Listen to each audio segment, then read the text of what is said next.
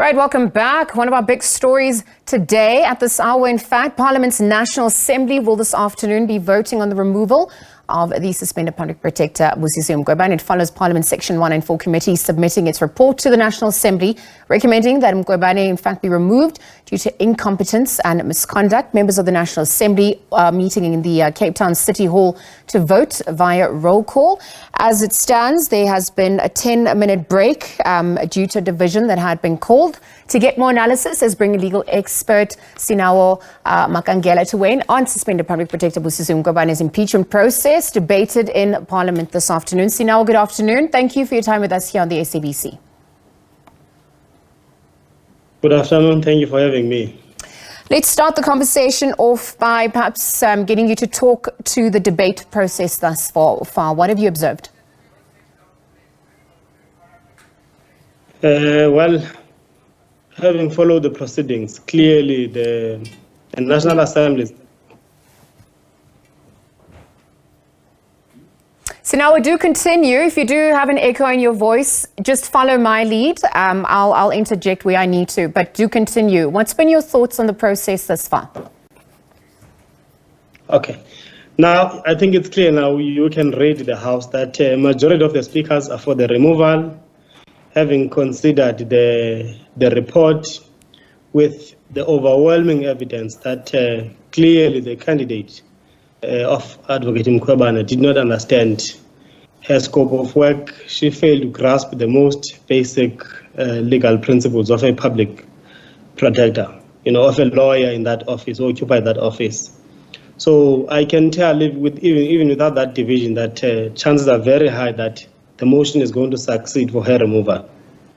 So now the secret ballot was actually denied to the ATM. Did this affect the outcome at all? Well, I can't tell because I don't know what could have been the reason for the Speaker to refuse the secret ballot. But however, it is within her own rights.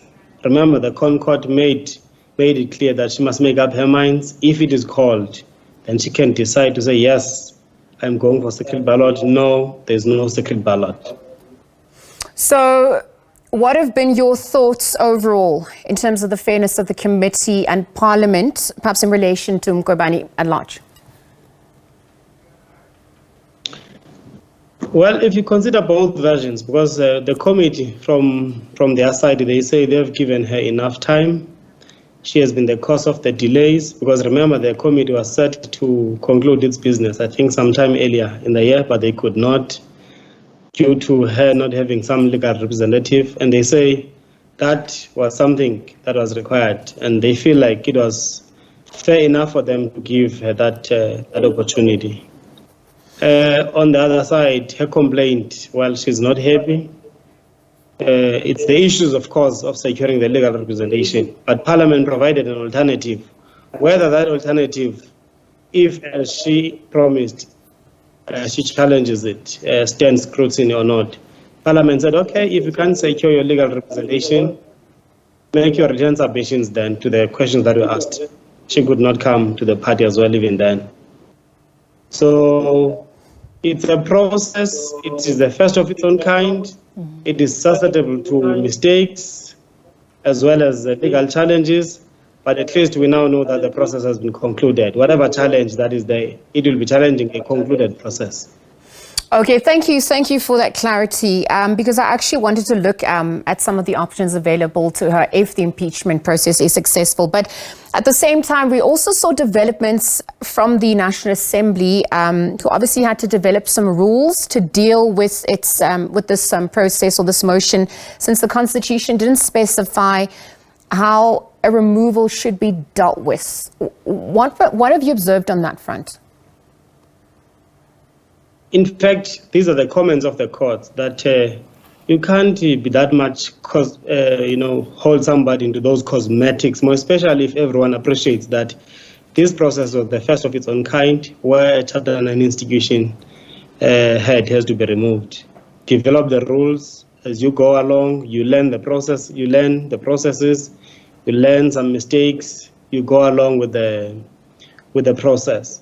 Remember everything that happened.